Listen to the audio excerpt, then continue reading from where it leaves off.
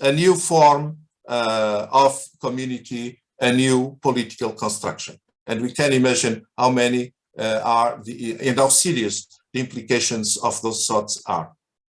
Today, here for us, Professor Jean-Marc is going to talk to us about the communicational dimension of the pandemic, of the present pandemic, and the title is À propos de la crise sanitaire et de sa gestion, la liberté de communication en question. Professeur Jean-Marc Ferry, à vous la parole. Merci d'être avec nous et nous vous écoutons pendant le temps nécessaire pour votre présentation. Merci et nous donnons à vous toute l'attention. Veuillez remercier, cher professeur Joao, pour cette présentation et pour votre invitation.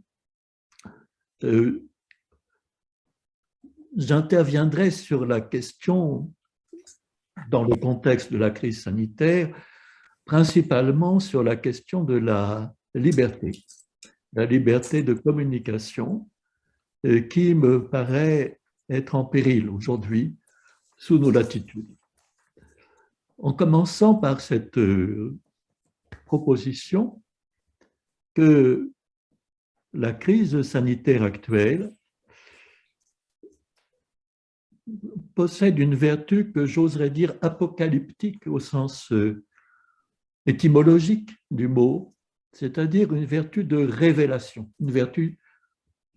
La crise sanitaire fonctionne comme un révélateur sous trois rapports: le rapport à la mort, le rapport à la liberté et le rapport à l'autorité. Je dois cependant faire une réserve en disant que je ne peux m'appuyer que sur une expérience limitée, et limitée en particulier au contexte de la France, et plus encore à l'intérieur de la France, à certains groupes sociaux, professionnels, qui correspondent au fond à un tiers privilégié de nos capitales européennes. Je dis tout de suite que la résilience de ce tiers de population diplômée, citadin, devant la crise, diffère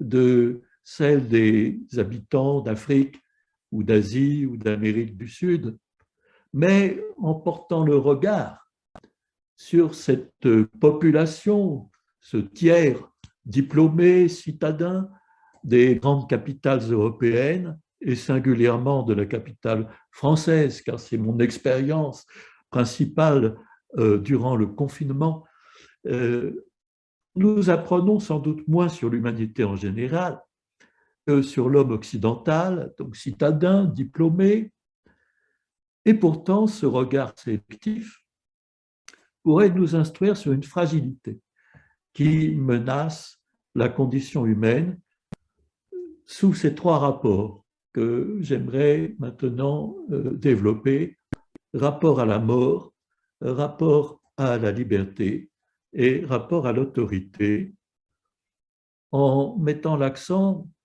pour cette intervention sur le rapport à la liberté. Mais à chacun de ces rapports correspond, encore une fois, une sorte de révélation. Que nous révèle la crise sous ces trois rapports à la mort, à la liberté et à l'autorité? Quant au rapport à la mort, l'expérience que j'ai pu avoir au début de la crise sanitaire surtout, c'est une peur bleue de la mort. C'est la révélation de l'angoisse de la mort. Beaucoup de personnes entre 50 ans et 70 ans ont vécu prostrées. Mais c'est aussi le cas, ce fut aussi le cas chez des personnes de 35 à 45 ans. Ces gens appartiennent à une classe que la télévision a mise sous perfusion, Ils ont subi un matraquage du fait des annonces gouvernementales journalières et de leur relais médiatique en boucle, mais aussi en raison des confinements, des déconfinements, des reconfinements. Et certains présentent le syndrome d'enfants battus qui ne comprennent pas ce qui leur arrive. En France, des psychiatres et des psychologues ont lancé l'alerte à ce sujet, parfois fermement, en direction des pouvoirs publics. C'est comme si les victimes avaient subi de plein fouet le choc d'une révélation brutale. Quelle est cette révélation? C'est le fait de leur mort propre. Et pour gérer l'angoisse qui les assaille, alors, eh bien, il n'y a plus guère que les contraintes gouvernementales tatillonnent. L'angoisse de la mort, c'est cela qui a fait irruption.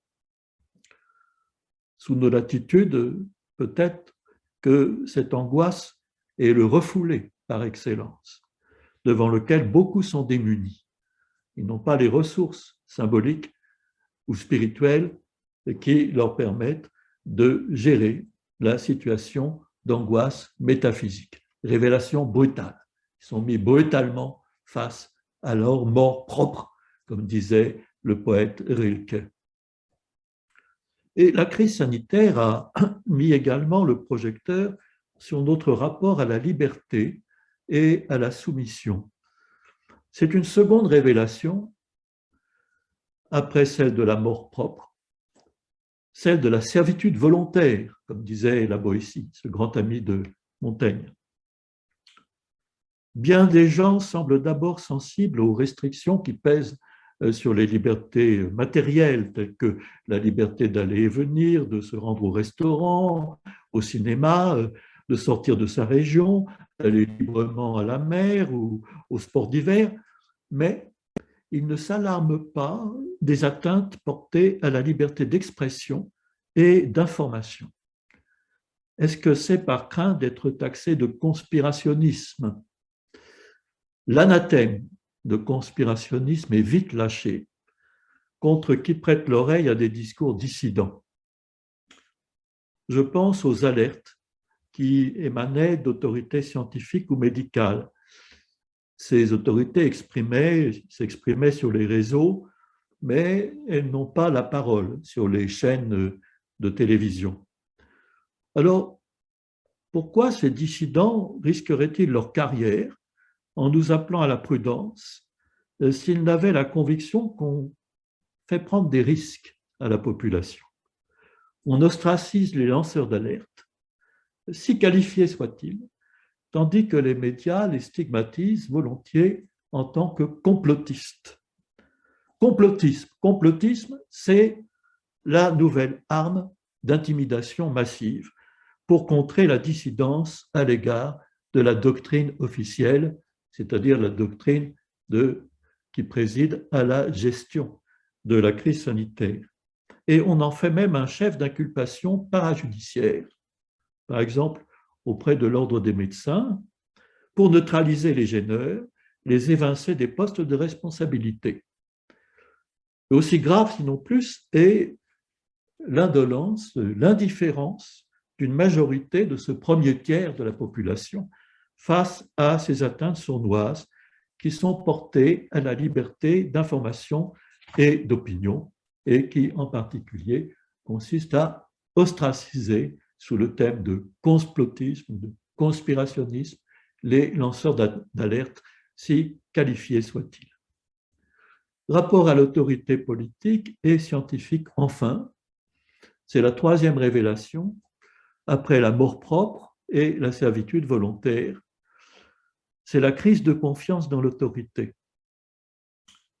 Quant à l'application du principe de précaution, on demande pourquoi les pouvoirs publics sont excessifs quand il s'agit de prohiber des traitements classiques, éprouvés, peu onéreux, alors qu'ils sont légers lorsqu'il s'agit d'inonder le marché d'innovations médicamenteuses et vaccinales. L'expertise scientifique n'échappe pas à ces crises d'autorité. On a vu dans le débat français que des scientifiques et des médecins étaient en très fort désaccord. Il n'y a pas de consensus. Et il y a eu des clivages avec des prises de position.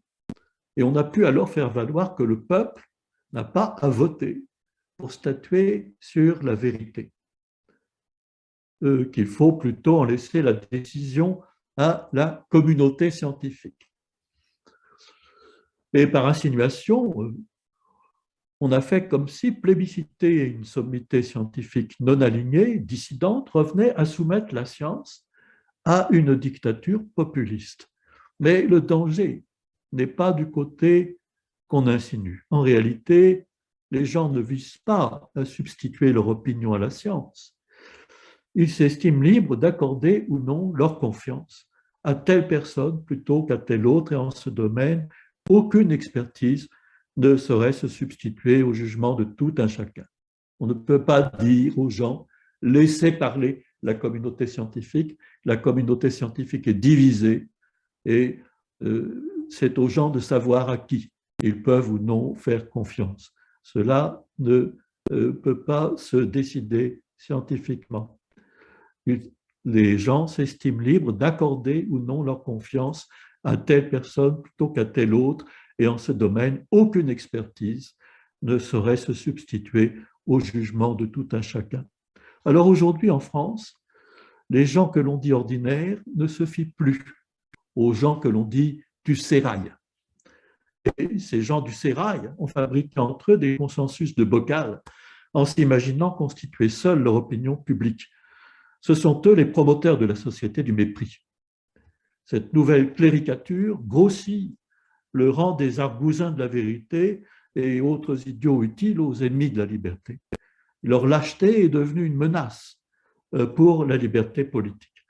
Notre défi aujourd'hui, c'est ma conviction, est la liberté d'opinion et d'information. Toute censure est pathogène, porteuse de conflits les plus aigus, et singulièrement quand elle se met en marche au nom de la santé et de la vérité. Vous savez, la lutte contre les fakes, etc. Nous sommes, je crois, à la croisée des chemins, face à la collusion d'intérêts, de préjugés, de peurs. La question que je pose, est-ce que nous aurons la sagesse collective d'ouvrir, peut-être pour la première fois dans l'histoire, sans violence, un chemin de liberté adulte? Et j'aimerais développer sur cette question, si vous le voulez bien, de la liberté dans nos espaces publics, en proposant une approche que j'oserais dire tératologique. Vous savez, la tératologie, c'était cette science qui s'occupait des monstres, des anomalies. Ici, il s'agit d'anomalies politiques. La crise de l'autorité a partillé avec certaines distorsions de la communication publique. Et pour étudier des situations concrètes de communication dans nos espaces publics, ce qui se recommande, à mon avis, c'est cette approche tératologique, c'est-à-dire focalisée sur les anomalies. Il s'agit d'épingler ces anomalies politiques qui ont pour effet de distordre la communication publique, de la pervertir dans un sens instrumental. Je vous propose un théorème simple que je ferai suivre d'un second théorème qui est moins simple. Alors voilà le premier théorème, très simple, que je vous soumets. Lorsque des stratégies manipulatoires investissent la communication politique, les responsables, acteurs politiques, animateurs médiatiques, enregistrent une perte de confiance du côté des citoyens, ce qui génère une crise de crédibilité et de légitimité qui se retourne contre l'autorité de l'État. Et à ce théorème qui est intuitivement évident, je relie une implication moins visible, c'est mon second théorème. Une telle dégradation de la communication publique revient à couper les citoyens d'une véritable information politique et donc à leur confisquer de fait le droit de participation aux affaires de la cité. Cette atteinte à l'autonomie civique induit chez les sociétaires un mépris de soi inconscient qui justifie le diagnostic de société du mépris, avec son cortège d'incivilités auquel dont la France est aujourd'hui victime. Quand on parle de malaise sociétal, on fait signe vers une pathologie qui impacte la communication politique. Cette pathologie, c'est à mes yeux avant tout l'instrumentalisation politique du droit et de l'opinion. Or, je passe sur la déviation que constitue l'emploi d'armes étatiques, fiscales, médiatiques, qui sont utilisées pour éliminer un rival politique. En France, nous avons connu cela au moment des dernières élections présidentielles. Pour éliminer un rival gênant, on n'hésite pas à mobiliser les armes de la fiscalité, des médias. Et j'aimerais laisser de côté cet aspect des choses pour considérer l'actualité qui concerne tout un chacun et qui n'est moralement anodine qu'en apparence.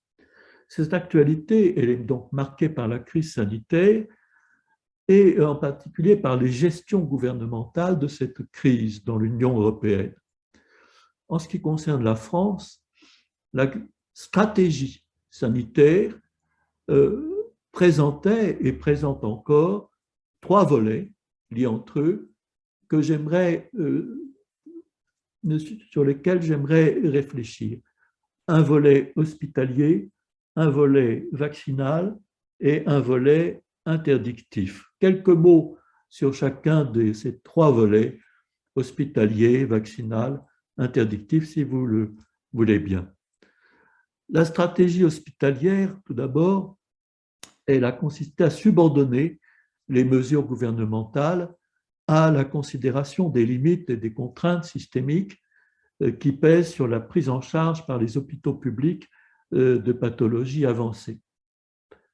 Il s'ensuit qu'une considération prioritaire était et est encore la saturation des services hospitaliers, et en particulier des services d'urgence.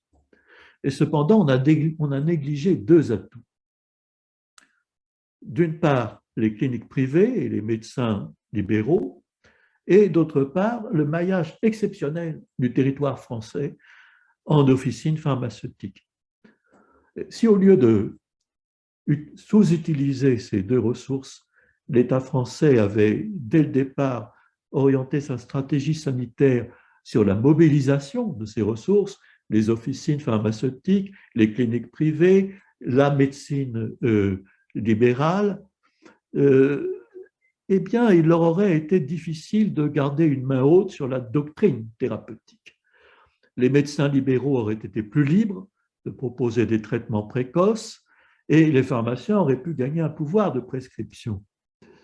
Des propositions thérapeutiques auraient pu surgir et être mieux prises en considération dans le débat public autorisé, ce qui aurait contrebalancé la fixation des esprits sur l'avènement du vaccin déclaré salvateur. Pendant longtemps, on nous a dit il n'y a qu'une solution de salut, c'est le vaccin.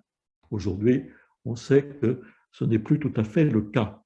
Justement, la stratégie vaccinale, j'y viens, a consisté à subordonner les mesures gouvernementales à la stratégie vaccinale, dirais-je, elle procède de la vision selon laquelle une pandémie appelle une réponse à l'échelle propre à carchériser, comme on dit, le virus et traiter ainsi le fléau en série, plutôt que de mener contre lui, d'autres diraient, une guérilla de chaque instant au niveau de chaque patient. Donc, c'était une stratégie, dirais-je, une stratégie de masse, bien sûr, qui néglige le suivi individuel. Tout comme la stratégie hospitalière, la stratégie vaccinale implique une relégation du soin curatif et préventif assorti d'un suivi médical personnalisé et précoce, avec une surveillance de proximité. Et alors, cela s'est traduit par une exclusion de traitements médicamenteux, simple, éprouvé, peu onéreux, disponible en pharmacopée ordinaire. D'anciens médicaments se sont vus refuser contre toute raison l'autorisation de mise sur le marché, tandis que d'autres, des médicaments nouveaux, on en promouvait à marche forcée contre toute prudence. On a promu des médicaments nouveaux, on a même presque imposé aux hôpitaux l'administration de ces médicaments qui se sont par la suite révélés non seulement inefficaces, mais toxiques. Et puis enfin, la stratégie interdictive consiste à prétendre gérer la pandémie en suspendant sine die la circulation du virus. Et elle se traduit par la fermeture, comme on sait, de lieux de rencontre, de détente, de restauration, par des dispositifs de protection obligatoires et par des restrictions à la libre circulation des personnes. Et elle revêt la forme juridique de décrets instaurant des couvre-feux, le confinement, les contrôles de police, laissez-passer, etc., le pass vaccinal, et les gérer à l'aide d'annonces officielles propres à entretenir la peur dans la population, ainsi qu'une propagande télévisuelle intensive en faveur du vaccin et des gestes barrières. Et cette stratégie favorise cependant des dérives, voire des perversions, en particulier des censures, pesant sur l'opinion, y compris à travers les médias que jusqu'à peu on supposait libres, non mainstream, sur certaines radios, chaînes Internet et sur des réseaux dits sociaux. La doctrine gouvernementale du tout hospitalier, tout vaccinal, tout interdictif appelle à mes yeux une critique. Et je veux, dans mon esprit, cette critique, ce n'est pas par le goût de la dénonciation, je veux que cette critique soit constructive. L'obligation pratiquement faite à tout un chacun de présenter un laissez-passer pour consommer en terrasse ouverte, c'est le cas en France, n'a pas de justification prophylactique.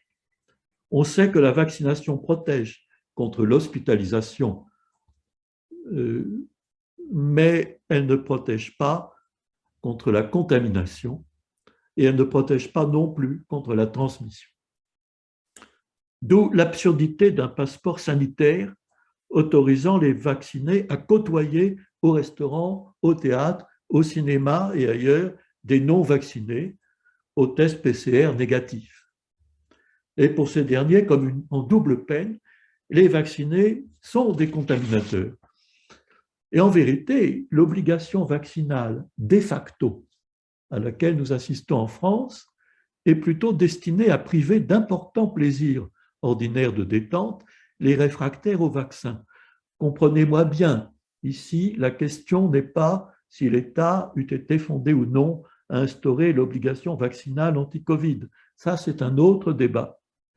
Le problème de fond ne tient même pas au fait que M. Macron ait antérieurement annoncé qu'il n'y aurait pas d'obligation vaccinale anti-Covid, la France étant, disait-il, un pays de liberté. Bon, une franchise crue aurait, il est vrai, concédé aux Français un aveu très délicat. Et c'est le point sensible. Cet aveu, s'il avait été franc, aurait été de dire « Oui, vous n'êtes pas juridiquement obligé de vous vacciner, mais si vous ne vous vaccinez pas, nous allons vous pourrir la vie. » C'est un message différent de celui qu'on attendrait d'un État. À savoir, à mon avis, le vrai bon message aurait été de dire, par exemple, vous devez vous vacciner conformément à ce qu'exige le bien commun et la volonté générale qu'exprime la loi qui vous en fait obligation. Mais non pas, vous n'êtes pas obligé de vous vacciner, mais si vous ne vous vaccinez pas, on vous pourrit la vie. Voyez la différence. Le fond du problème, qui touche à la liberté de communication publique, vient de ce que l'efficacité de la règle de droit, comprise ici comme un acte de discours, cette efficacité doit résulter de sa seule force illocutoire, c'est-à-dire sa visée proprement communicationnelle et non pas stratégique.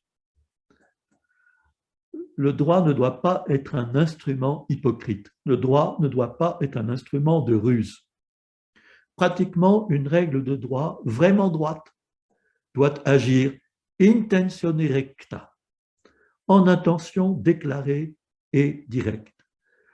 Le politique doit aux citoyens d'affranchir la règle juridique de visée plus ou moins rusée. Là réside, sur un plan logique, l'élément d'une éthique publique. Et tel n'est pas le cas de l'obligation du pass sanitaire. Sa visée est manipulatoire et d'esprit instrumental parce que la règle de droit procède de façon indirecte en vue de modifier des comportements par une stratégie d'incitation négative, laquelle relève d'une logique de marché et non pas d'une logique d'État. C'est une micro-perversion, elle est presque invisible. C'est une micro-perversion politique de la pratique juridique. Elle passe presque inaperçue. Et pour ainsi dire, comme un péché véniel, auprès de personnes accoutumées, et c'est la plupart, les personnes accoutumées à juger une mesure politique d'abord à l'aune de son rendement. Alors beaucoup ont dit bravo, bravo pour ce pass sanitaire, on a obligé les gens à se vacciner. Oui, mais il n'y avait pas une règle d'obligation vaccinale. Il y avait simplement une ruse. Et de fait, les gens se sont en France vaccinés en masse. Bravo. C'est vrai que du point de vue du rendement, c'est un succès. Bravo, mais l'adhésion à la règle n'a joué presque aucun rôle dans l'obéissance. Et c'est ça qui est grave. Lorsque la pratique juridique n'a plus d'égard pour sa propre norme procédurale, elle déclenche un désapprentissage civique.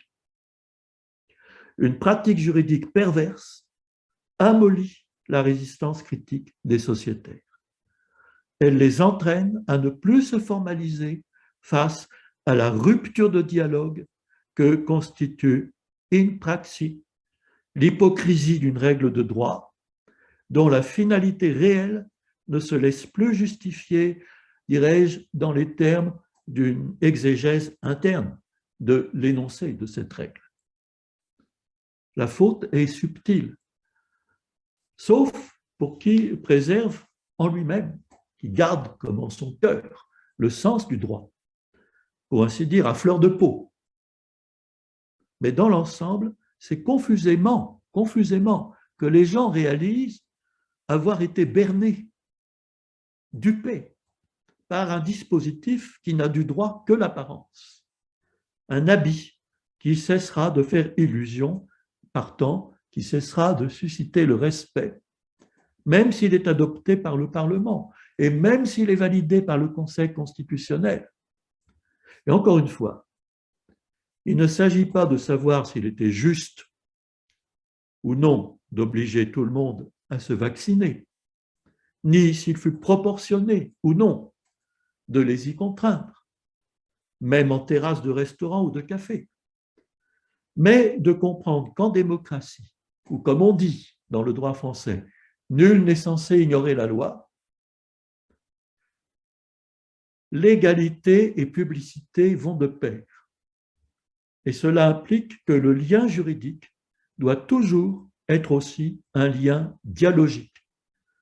Or, ce lien dialogique, lien de communication vraie entre l'État et les citoyens, est rompu dès lors que la pratique politique pervertit le droit dont la règle est hypocrite, ou si l'on préfère, dans un autre langage, dès lors que des visées stratégiques, que l'on dit perlocutoires, dans le jargon philosophique de la pragmatique des actes de discours, dès lors que des visées stratégiques viennent cancériser les forces proprement communicationnelles ou illocutoires au sein même de la règle juridique. Alors, des experts critiques en communication politique ont beau jeu de dénoncer chez les politiques le double discours, la langue de bois, les promesses non tenues, mais ces mêmes critiques ont tendance à s'incliner si cette duplicité, une fois passée dans le droit, se voit couverte par la caution d'institutions respectables. Et voici l'erreur. C'est en s'instillant ainsi, le plus légalement du monde, dans la règle juridique, que l'esprit instrumental empoisonne la relation politique par excellence, celle par laquelle devrait s'établir la confiance entre les citoyens et leur gouvernement. Ce qui est ruiné, c'est la confiance des sociétaires à l'endroit de ce pouvoir public qui englobe le système politico-administratif et le système médiatique. Et là, nous abordons les rives dangereuses d'une radicalité de ce que l'on appelle, c'est une expression d'un de nos premiers ministres français, des gens d'en bas, qu'alimente chez les gens d'en haut la perte du sens du droit, tandis que se creuse le clivage de l'opinion et qu'entre en catalepsie les ressorts éthiques du débat public. C'est le grand clivage d'aujourd'hui sur la scène médiatique et politique entre conformisme et complotisme. C'est le clivage actuel de l'opinion publique sur lequel, pour terminer, j'aimerais réfléchir. Qu'il me soit permis de faire écho à cette juste remarque attribuée à Edgar Morin.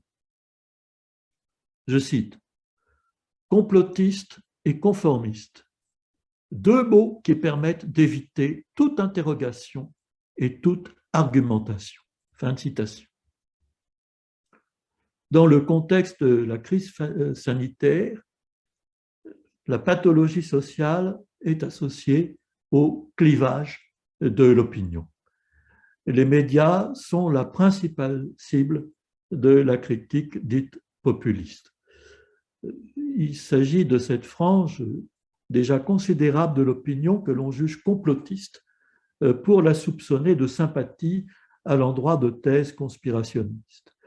Alors, le thème de cette frange dite complotiste de l'opinion, son thème, c'est la désinformation, l'étouffement informationnel d'une société jugée post-démocratique et plus encore pré-totalitaire, voire totalitaire tout court.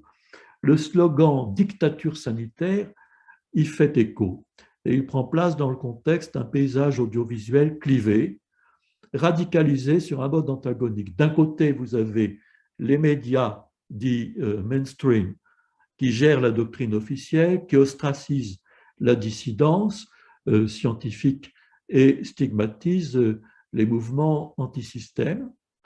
Ce sont les bien-pensants, comme on dit. Et puis de l'autre, vous avez les réseaux dits sociaux qui promeuvent une opinion parallèle aux accents victimaires, qui contribuent à fragmenter le sens commun ou ce qu'il en reste en foyers convictionnels, des foyers convictionnels particularistes qui se retrouvent dans l'adhésion à une mythologie que l'on dit parfois agglutinante, c'est-à-dire que ce sont des croyances et toutes ces croyances qui renvoient les unes aux autres. Ça forme tout un syndrome, n'est-ce pas, de nouvelles croyances parallèles, en quelque sorte, et qui sont notamment réfugiées dans les réseaux. Ce sont les dissidents, bien-pensants contre dissidents.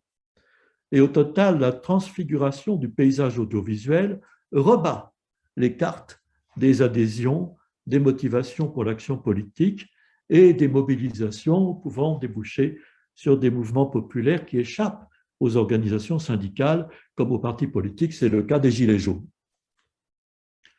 Et dans ce contexte, qu'en est-il de la liberté de communication?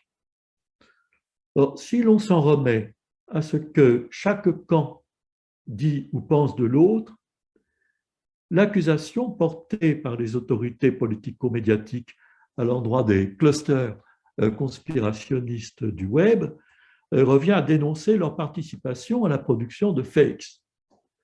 Les réseaux sont regardés comme des foyers à tendance paranoïde, attisés par des leaders irresponsables, d'où la propagande zélée en faveur d'une guerre sainte contre les infox. Quant à la dissidence antisystème, elle se fédère sur le thème de la désinformation et de la censure. La désinformation serait agencée au sein des grands médias dits officiels ou alignés, presse comprise, tandis qu'une nouvelle censure est dénoncée du côté des réseaux qui, comme YouTube ou Twitter, sont maintenant accusés de supprimer des comptes de façon arbitraire, de porter ainsi atteinte à la liberté de communication avec la bénédiction des pouvoirs publics. Le sentiment que nos nations s'engagent alors sur une voie totalitaire se voit renforcé doublement. Premièrement, par la dévolution de prérogatives d'État à des instances privées, le droit de contrôle et de censure dévolu à YouTube, à Twitter, etc. Et deuxièmement, par les mesures restrictives pour les libertés de circulation, de loisirs, de culture. Ceux que l'on juge complotistes, les gens que l'on dit complotistes, sont alors portés à soupçonner que la pandémie est une mystification, un gigantesque mensonge d'État, télécommandé par un métapouvoir politico-économique imposant aux gouvernements nationaux des mesures prises bien en amont des canaux démocratiques. Un fantasme évidemment paranoïde. Cependant, de bons intellectuels ont pu cibler l'abus qui par ailleurs consisterait à traiter de complotiste toute personne qui n'est pas d'accord avec l'opinion dominante et avec la doctrine officielle. Voyez-vous le problème? C'est le problème de la liberté de communication en lien avec le sens du droit. Je terminerai en disant que plutôt que de m'appesantir sur les thèmes d'une conspirationniste, d'une mystification organisée, d'un complot politique mondial, je souhaiterais prévenir contre un amalgame courant qui consiste à expédier dans le camp complotiste celles et ceux qui, par exemple, et il y en a beaucoup en France, mais on ne les voit pas à la télévision, qui dénoncent des pratiques déontologiquement relâchées au niveau du Haut Conseil français de santé publique, dont beaucoup de membres ont des conflits d'intérêts non déclarés, une pression massive de groupes pharmaceutiques afin de promouvoir le tout vaccinal, tout en entravant les propositions médicamenteuses alternatives, ce qui dénonce un court-circuitage des procédures normalement requises en démocratie, en particulier un court-circuitage des parlements, qui lance l'alerte sur les risques d'une inoculation vaccinale d'ARN messager. Certains disent qu'il y a des risques, le débat est ouvert, ou même qui estiment plausible que le SARS-CoV-2 soit sorti d'un laboratoire avec un génome travaillé, dit-on, de main d'experts, et on l'espère, dans un but vaccinal. Or, ces dénonciations et les explications attenantes peuvent émaner de personnalités qualifiées, affranchies de conflits d'intérêts. Et leur critique est certes très acerbe, mais elle a provoqué une guerre ouverte de la part des autorités visées. Et dans les cas évoqués, les personnalités, aussitôt taxées de complotistes, estiment qu'elles ont un droit et un devoir d'alerte, a fortiori lorsque leur qualité leur confère la mission d'informer le public de ce qu'elles pensent en conscience être les enjeux et risques, les tenants et les aboutissants d'une situation. En tout cas, je dirais, pour terminer, que la notion de complotisme est tout sauf rigoureuse.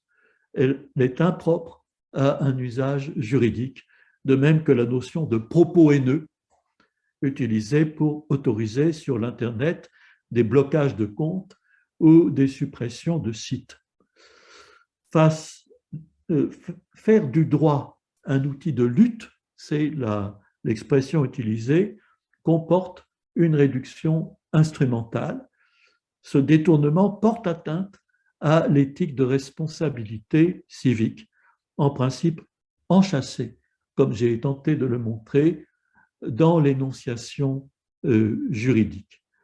Il y va pour chacun de la liberté d'opinion et pour tous du droit à l'information.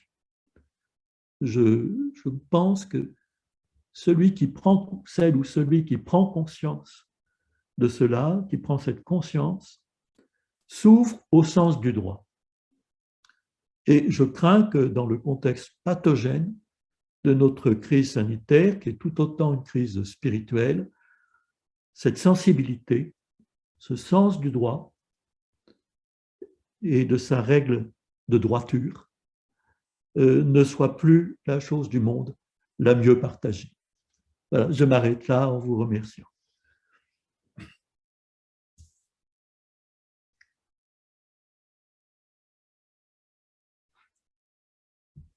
Bon, merci beaucoup, cher professeur Jean-Marc Ferry, pour cette très illuminante, très profonde et très rigoureuse présentation.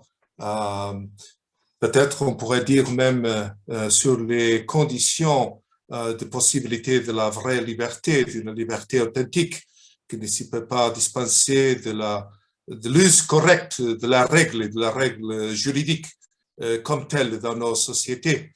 Et dans ce sens, d'éviter tous les courts-circuits qui, peut-être au nom, sera au nom du bien commun, ou même au nom de la liberté, peut-être d'une autre façon, d'une fausse liberté, ne permet pas d'arriver à un statut social de vraie responsabilité les uns pour les autres.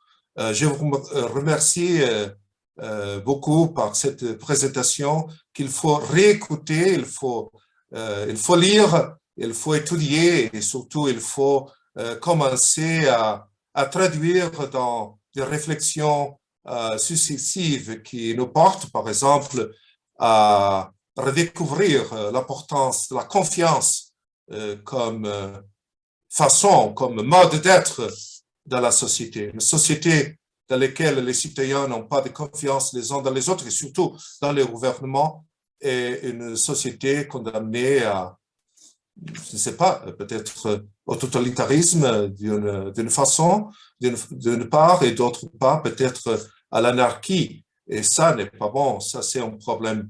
Donc, je pense que nous avons beaucoup de questions et beaucoup de points à réfléchir. Je propose que dans les prochains 15-20 minutes, I would like to give the word to everyone present. Questions can be asked or comments can be done in whatever language you speak, French or English. Professor Ferry understands English perfectly, and so perhaps a response in French, but if someone wants to say, to ask questions in Italian, there is a way of translating, or Spanish, or even, I think it would be enough. So I would like to open the floor to all of you, to your questions, your comments on the presentation that we just heard. Yes, with the courageous one. Maybe may I challenge you, Dama? Would you like to, since you are French and so you understand French à 100%, donc vous êtes dans une bonne condition pour présenter, pour faire une demande en commentaire, s'il vous plaît.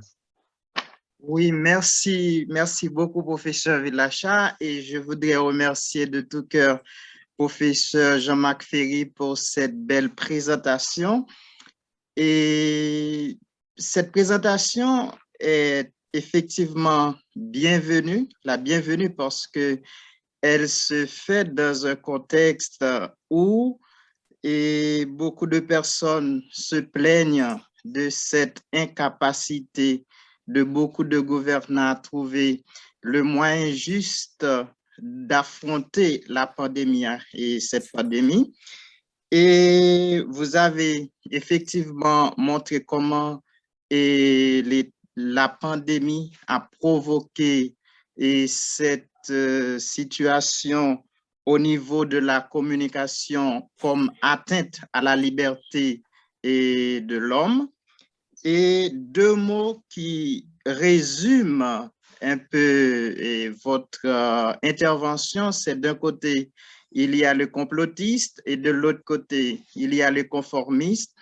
Et complotisme, conformisme, deux extrêmes, deux moyens, deux visions et de voir la réalité et de manière erronée, et que l'idée serait de se trouver au milieu et de trouver la manière plus juste et de comprendre la réalité et de faire des propositions beaucoup plus rationnelles aux populations en général, et ce que nous n'avons pas pu saisir durant ce temps de pandémie. Et cela a provoqué cette méfiance que nous pouvons tous constater, que ce soit en France, que ce soit dans d'autres pays. Donc, cette méfiance, elle est bien réelle. Alors, ma question est celle-ci. Et puisque la gouvernance doit nécessairement s'établir sur la confiance, et sans cette confiance, les décisions des gouvernants n'iront pas trop loin, et il manquera cette participation de la population, il manquera également cette responsabilité civique dont a parlé le professeur Villacha. Alors, comment sera-t-il possible pour les gouvernants de restaurer cette confiance après ce temps de pandémie? Ou est-ce qu'on doit déjà commencer aujourd'hui? Et est-ce que ce sera possible, la restauration de cette confiance? Et quel serait le rôle des philosophes dans une telle démarche? Merci. Professeur Félix. Oui. D'abord, je tiens à vous remercier pour la façon dont vous avez résumé, de façon magistrale, dont vous avez résumé mon propos. Je n'ai rien à reprendre et tout me paraît fort juste et compris en ce qui concerne le cœur même de mon argument. Donc, je vous en remercie. C'est toujours fort agréable d'être compris dans son intention. Pour répondre à votre question, il me semble que j'appelle la pathologie en quelque sorte que nous vivons aujourd'hui, le malaise en tout cas dans lequel nous nous trouvons, qui est un malaise spirituel, est encastré dans la logique de la communication publique. Cette pathologie est donc enchâssée en quelque sorte, et dans la communication publique, et singulièrement la communication politique, mais pas seulement, c'est d'une façon plus large, toute cette communication qui est agencée dans les médias. Et la réponse à votre question, dans ce cas, consiste à indiquer la voie de dépassement de cette pathologie au sein même de la communication publique. Donc, c'est en quelque sorte une réponse qui doit relever d'une réflexion sur une éthique de la communication publique. Elle est très simple, cette éthique. Le remède à la crise de la confiance, me semble-t-il, est tout simplement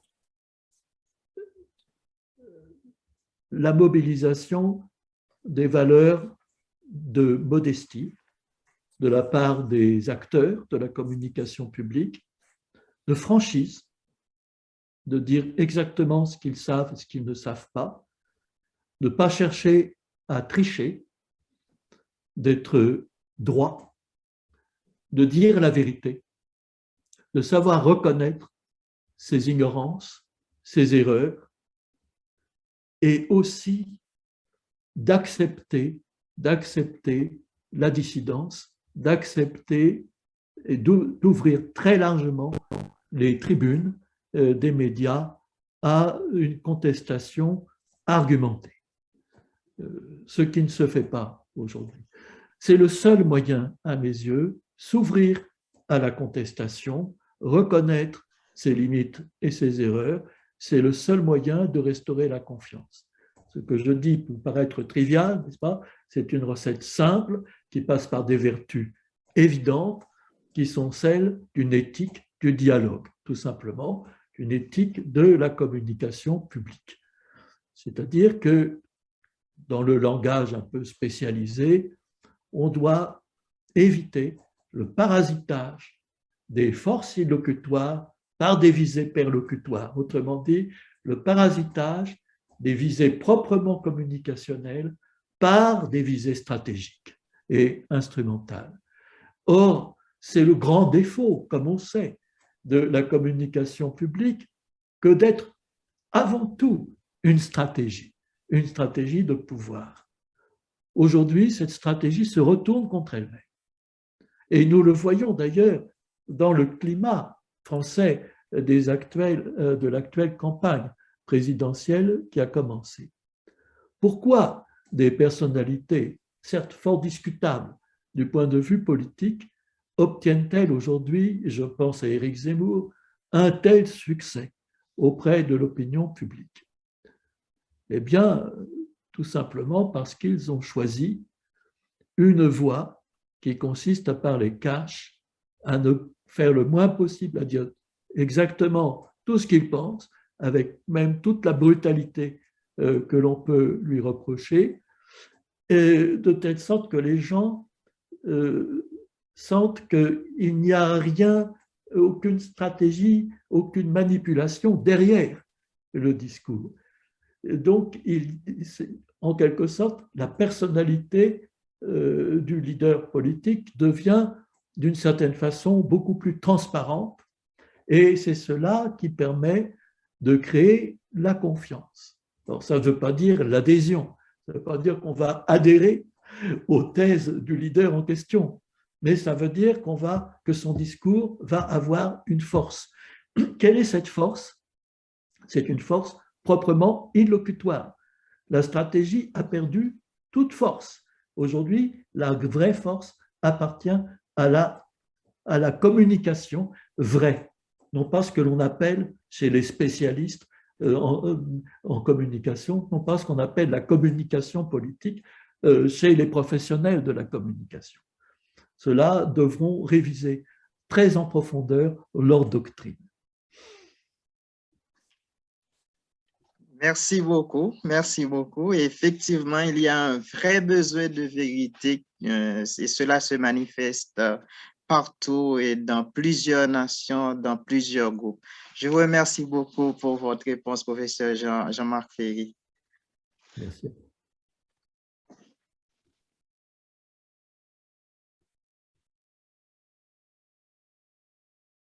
Ah, je ne vous entends pas, professeur Joab.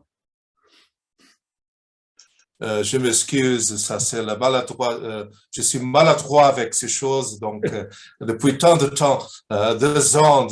De toute façon, je remerciais le professeur Jean-Marc Ferry et je remercie aussi le père d'Amand Joseph, qui est un Haïtien de Haïti. Et donc, je suis vraiment content d'avoir sa voix ici dans ce colloque. Je me demande si Barthélemy, une autre voix française, est-ce qu'on a une question aujourd'hui, Barthélemy? Alors, il faut... Oui, très bien. Ok, merci beaucoup pour cette présentation vraiment belle, monsieur le professeur Jean-Marc Ferry, et à notre professeur pour l'initiative. Ma question va un peu aller dans le cadre de ce que j'appelle un peu la communication informelle. Et ici, je vais me focaliser sur les résultats aussi escomptés des réseaux sociaux. Donc, si je vois quelqu'un, je peux être dans ma chambre, je me fais une vidéo ou une audio, je lance ça sur WhatsApp. Et il y a des fois où des choses pareilles sur TikTok, sur Facebook, ça prend une dimension virale et ça touche des millions de personnes. Tenant compte de la question de la pandémie, au-delà du fait que la communication publique est étouffée souvent par les grands médias ou les médias internationaux, il y a une force, moi je prends pour le cas de mon pays, des fois de ces informations qui sont relayées à travers les réseaux de communication et qui touchent pratiquement un grand public et arrivent même à convaincre les gens. Je prends le cas de la vaccination. Beaucoup sont méfiants chez nous de se vacciner. Je parle de la République démocratique du Congo. Et beaucoup n'ont pas cru à cette maladie, à la pandémie du coronavirus. Pourquoi? Parce que dès le point de départ, j'ai noté qu'au niveau de la communication, notre gouvernement avait failli. Donc, le ministre de la Communication et même nos médias publics. Le premier départ a été presque sur un faux du mensonge où on semblait donner un cas positif à quelqu'un qui n'était pas positif. Et quand la personne a utilisé les moyens informels pour démentir les propos du gouvernement, pratiquement, ça a donné vraiment de la force à la population de croire à ses premières thèses en disant que c'est une maladie montée en toutes pièces pour essayer peut-être de nous tuer ou de nous endormir ou tout ce que l'on pouvait penser. Alors moi, je voulais un peu faire un peu ma question de savoir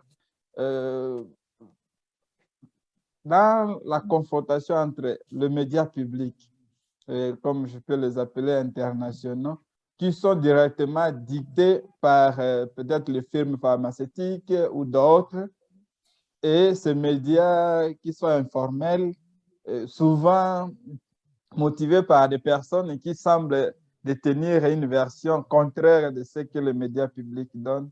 Comment trouver à notre niveau comme philosophe une voie, comme on a toujours parlé du juste milieu, pour essayer de rééquilibrer et trouver un peu, si on ne peut pas trouver la vérité, au moins le vraisemblable, quoi, pour le cas de la COVID-19. Ça, c'était une de mes questions. Une deuxième question que je voudrais directement lier à la COVID elle-même, c'est celle de savoir si, avec les différentes variantes qu'il y a actuellement, je prends ici, il y a une dernière vidéo dans le cadre informel, je venais de dire, l'OMS a fait circuler, je ne sais pas qui a fait le montage, mais au moins on voit le président de l'OMS dire des propos tels que la troisième dose pour le vaccin n'est pas juste pour, par exemple, les pays occidentaux, parce qu'il prenait le cas de l'Afrique où il y a encore moins de gens qui sont vaccinés. Et il semble une des scientistes, des femmes qui travaillent dans les laboratoires de l'OMS qui stigmatisaient la même chose. Et cette vidéo montée dans moins de 2 minutes a réussi à convaincre beaucoup de gens sur les complots derrière cette troisième dose. Donc, je voulais un peu donner cet exemple-là pour voir un peu comment, entre le média public et le média informel à travers les réseaux sociaux, il y a tout un débat et comment trouver des justes milieux pour nous comme philosophes. Merci. Merci beaucoup. Vous touchez là un point absolument crucial, très important. C'est cette émergence et le développement au sein même de l'opinion de deux mondes parallèles et concurrents. Vous avez, pour caricaturer un peu ou pour simplifier, vous avez, en tout cas dans le contexte occidental, et peut-être est-ce aussi certainement le cas dans République démocratique du Congo et ailleurs en Afrique, vous avez encore une fois l'émergence et même la consolidation d'un monde TV d'un côté et puis du monde des réseaux que vous dites informel de l'autre, avec plutôt le monde TV réservé aux adultes et le monde des réseaux plutôt réservé aux jeunes. C'est un peu comme ça que l'opinion se clive et se partage, avec donc d'un côté, pour caricaturer encore, plutôt des conformistes du côté du monde TV et plutôt des complotistes du côté des réseaux. C'est notre pathologie. aujourd'hui qui devient universel et qui caractérise la situation préoccupante de l'opinion publique sous cet aspect du clivage, n'est-ce pas, entre ces deux mondes, le monde TV, le monde Internet, le monde des conformistes, le monde des complotistes, je mets beaucoup de guillemets, le monde des bien-pensants, le monde des dissidents, etc. Et c'est ça qui est préoccupant. Vous posez la question, comment civiliser cela? Comment surmonter ce clivage?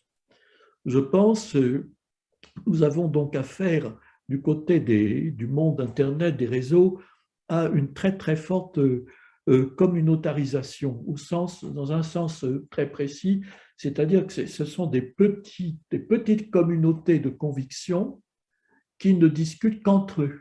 C'est-à-dire qu'il n'y a pas de contradiction au sein de ces communautés. Elles forment des consensus, des micro-consensus très fermés, n'est-ce pas?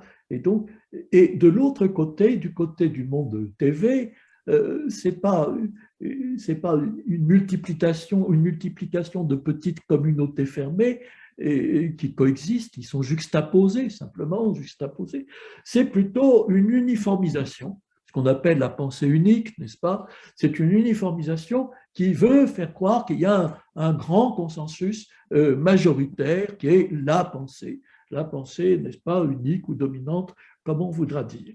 D'un côté, des deux côtés, il y a fermeture de l'espace communicationnel. Et votre question est d'autant plus pertinente parce que vous touchez le point central de la pathologie actuelle. Eh bien, comment faire? Je dirais que la réponse, c'est évidemment l'ouverture. C'est idéal de dire cela. Mais je pense que l'action doit notamment venir du monde TV, c'est-à-dire de ce qu'on appelle les médias officiels ou mainstream. C'est là qu'ils doivent véritablement regarder dans les réseaux quelles sont les thèses, qui sont les défenseurs de ces thèses. Il n'y a pas que des fous, il n'y a pas que des illuminés, il peut y avoir aussi des personnes très compétentes, très qualifiées et qui souffrent beaucoup de l'étouffement informationnel. Donc, dans ce cas-là, il faut les faire venir sur les chaînes TV. Et il faut demander à débattre avec eux et avoir des débats contradictoires. Je n'ai jamais vu, ou presque jamais vu, un débat contradictoire sur des chaînes de télévision entre des scientifiques. J'ai vu d'un côté, on a une voix dominante, et puis du côté des réseaux, on a des voix dissidentes.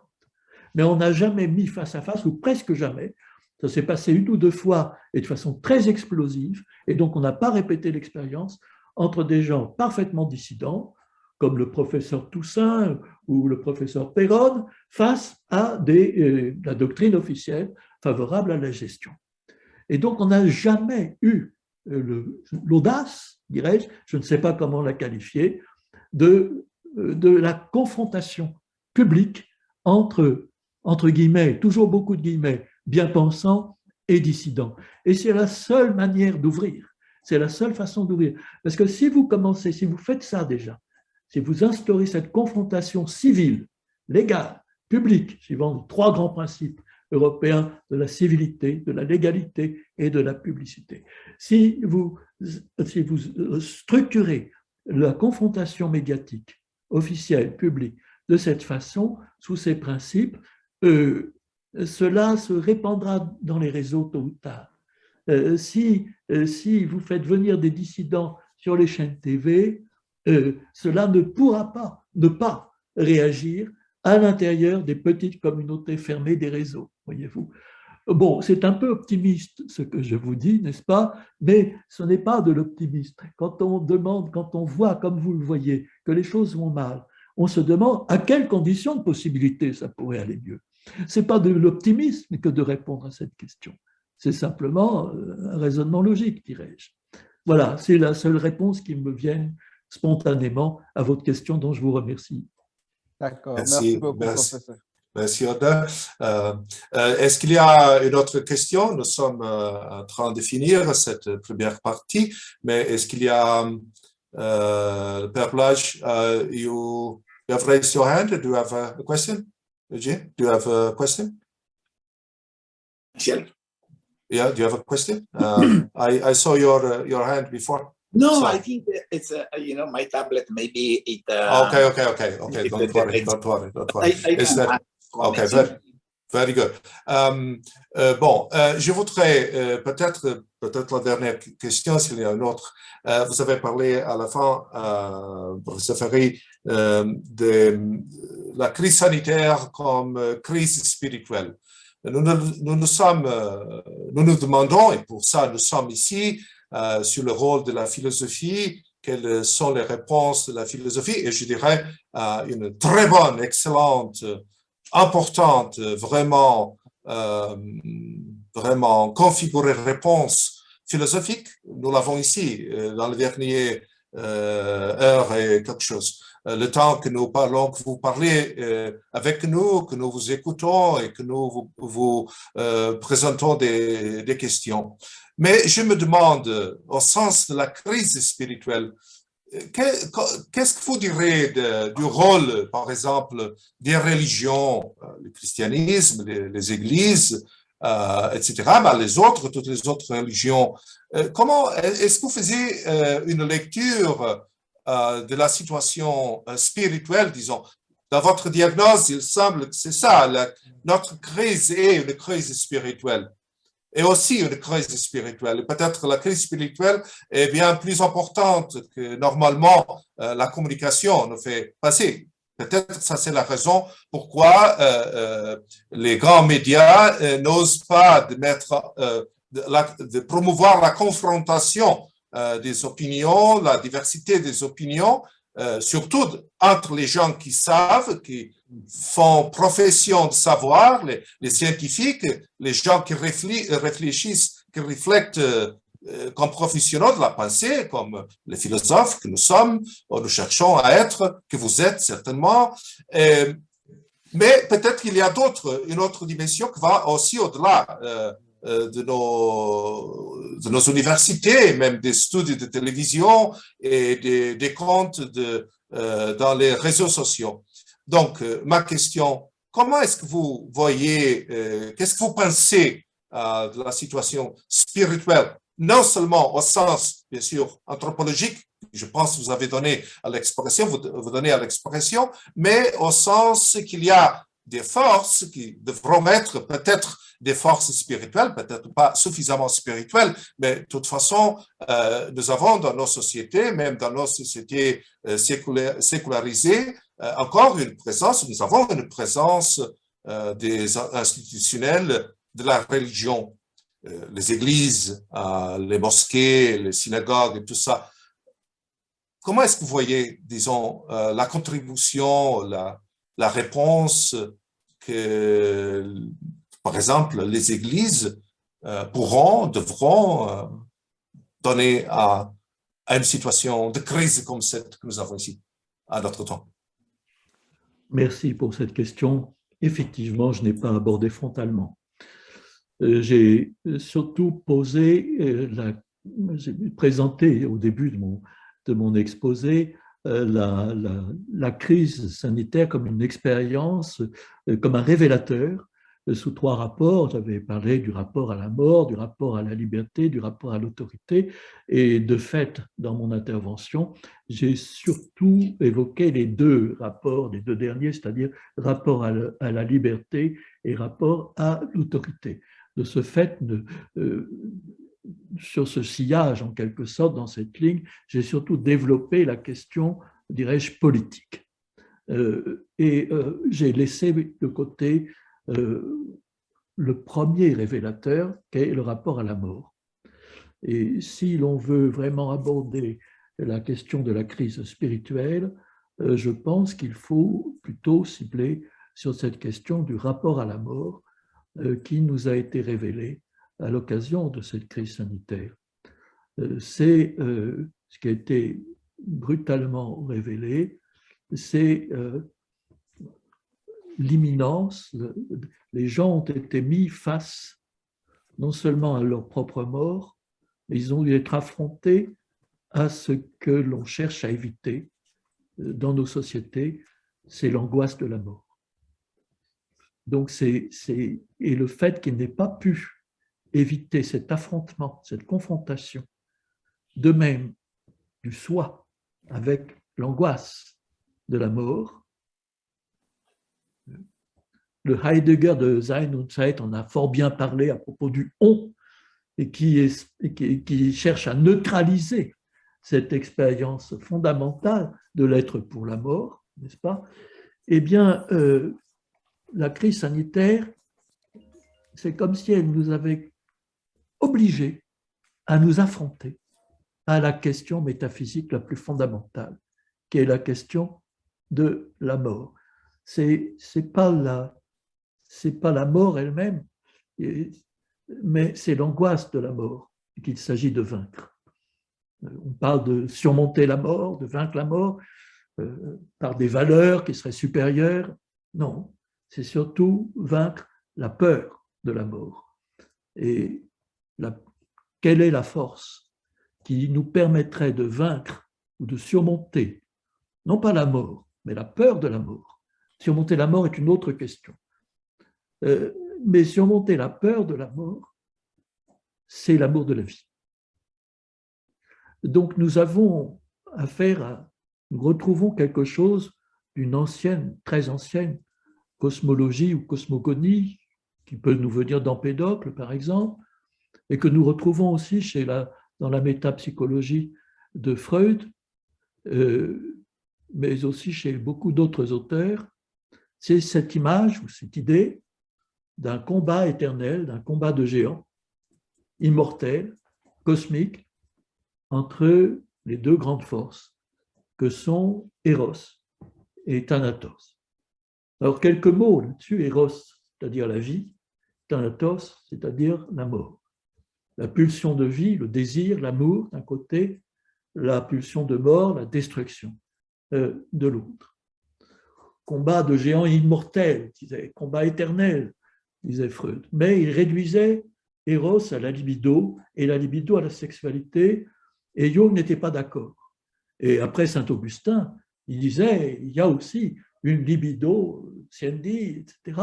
Et donc il y a des niveaux de désir, des niveaux de pulsion de vie qui peuvent se diriger, non seulement, qui peuvent se diriger sur tous les registres de l'existence. Et c'est à mon avis comme ça qu'il faut voir la question de la force de vie, de l'éros, n'est-ce pas, qu'on peut aussi bien appeler agapé ou philia, peu importe, c'est cette force d'amour qui est absolument essentielle pour lutter contre les puissances de la mort. Et je dirais, mais je ne peux pas le développer ici, que parfois Thanatos, cette puissance de mort, avance masquée.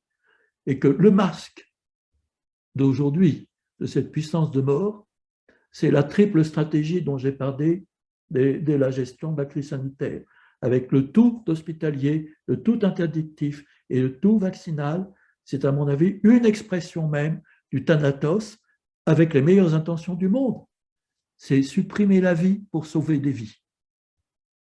Et c'est bien ça qui se passe devant nous. Et c'est une force de mort, une force techno-bureaucratique de mort. C'est l'approche de la gestion de la crise sanitaire.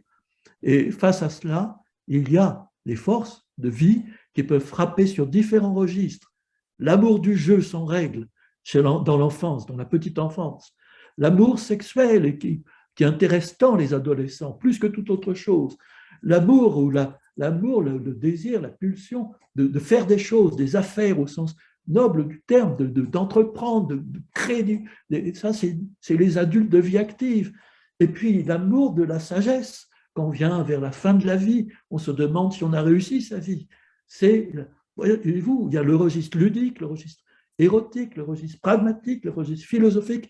Ce sont des registres d'existence, des modes d'existence sur lesquels doivent venir s'investir nos pulsions de vie. Et là, ces pulsions de vie, elles sont en quelque sorte, hélas, mises en veilleuse par la gestion de la crise sanitaire qui intervient, pardonnez-moi cette image un peu pathétique, un peu cosmique, comme une puissance de Thanatos. Voilà. Merci. Merci. Martha, I see that you raise your hand. You are welcome to present your question. Yes. Okay. Je ne sais pas si je peux parler en français. Mon français n'est pas bien, donc désolé pour des erreurs, d'accord? Donc, moi, je voudrais référer sur le professeur Vilacha. Lui, question. En Pologne, dernière année, les églises étaient fermées aussi. Pas juste restaurants, pas juste théâtre, cinéma ou quelque chose comme ça, mais les églises. Donc, la réaction de la société était très forte et c'est bien, je crois, parce que beaucoup de gens étaient scandalisés, étaient tristes de ça. Parce que, pourquoi? C'est aussi ma question. Parce que vous parlez de crise des droits, mais aussi la crise de confiance, de crise de la spirituelle. Donc, la réaction maintenant, je vois, et les gens sont plus radicalisés. Ça veut dire, c'est pas bien parce que notre pouvoir catholique fermait, c'était interdit d'aller d'église. Maintenant, ils sont la limite. Donc, les gens qui sont catholiques, et c'est beaucoup de sociétés en Pologne, ils ont radicalisé plus en plus. Ça veut dire ils commençaient à développer les communautés qui se réfèrent à traditionnalistes. Ça veut dire qui ne suivent pas le Vaticanum Secundum, mais le conseil qui était avant, le conseil de Trente, je crois, c'est en français, oui. Oui, donc oui, donc on voit qu'ils ont beaucoup de réactions qui sont peut-être pas bien. Je voudrais vous demander parce que on a parlé que la solution c'est ouverture de l'institution publique, mais aussi l'institution publique qui est le plus important pour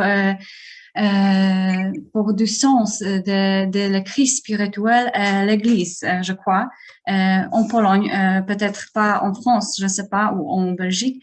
Donc, c'est mon question, peut-être c'est juste des commentaires. Merci beaucoup. Okay, Martha. Thank you. Thank you, Martha. Je vous en prie, professeur Jean-Marc.